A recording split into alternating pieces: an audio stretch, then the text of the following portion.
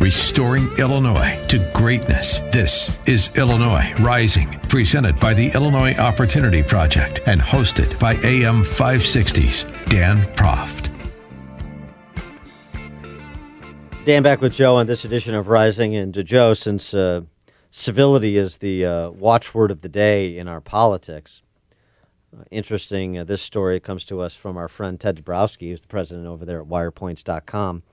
He had an interaction at the local Panera in Wilmette, of all places, with State Senator Daniel Biss, a socialist who ran for governor in this past primary, state senator up there on the North Shore.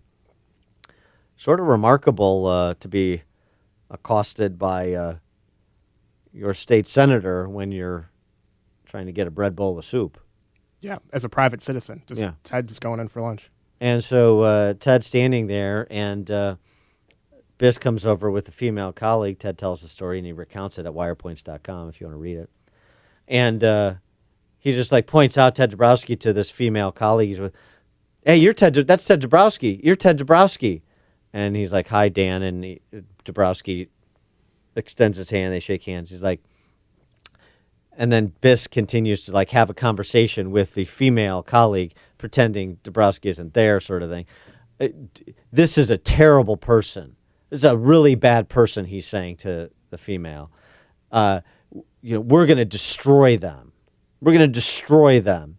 So he sort of has a kind of third-party public shaming of Ted Dabrowski at the Panera Bread in Wilmette, for goodness sakes. And Dabrowski just sort of was baffled by it and just kind of stood there and took it. Somebody less good-natured, like me, for instance, probably wouldn't have. Well, that's one of the reasons why it's ridiculous. You and I both know Ted pretty well, and he's just a really nice guy, family guy. You would never point him out as a horrible person. And on another level, it's what we were talking about with John Cabello earlier. It's conflating having a difference of opinion, having different ideas with being a horrible person, taking it personally, which is ridiculous. What are the things that Ted advocates for? Pension reform, property tax reform. He writes about out-migration. He writes about the state's financial troubles. If Dan Biss has an issue with that, if Dan Biss thinks property taxes are too low or that we don't have a pension problem or people aren't leaving the state, he can try to debate those ideas. He can try to make arguments, but he has no argument. So then all of a sudden, Ted's a horrible person. Well, in addition to that, because of the nature of the district, I would love to, I wish there would have been video of the event, because I would love to show it to all of the high-minded Champaign socialists on the North Shore. Is this what you mean by civility? Is this how you teach your kids to engage in conversation with people that have different ideas than them? Is this what you want to see reflected in the school districts in Evanston and Wilmette and Winnetka? Is this what we should have New Trier students emulate, the best and the brightest? Remember, there's a highly educated district and a bunch of wealthy, successful people. Is this how you comport yourself in a professional setting? How would you react if you were treated like that by your legislator?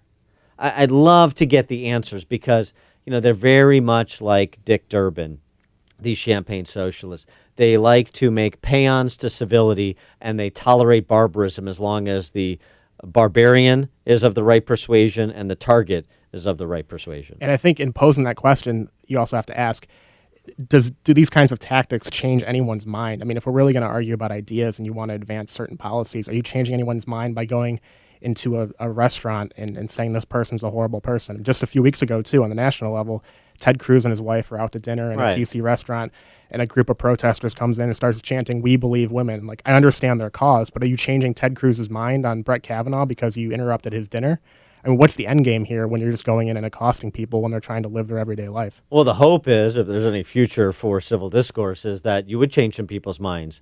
It would boomerang on you a little bit, and you change the minds of people that maybe don't agree with Ted Dabrowski's plan for pension reform, but do agree that Ted Dabrowski shouldn't be accosted by a state senator when he's in line for a sandwich at Panera Bread, for goodness sakes.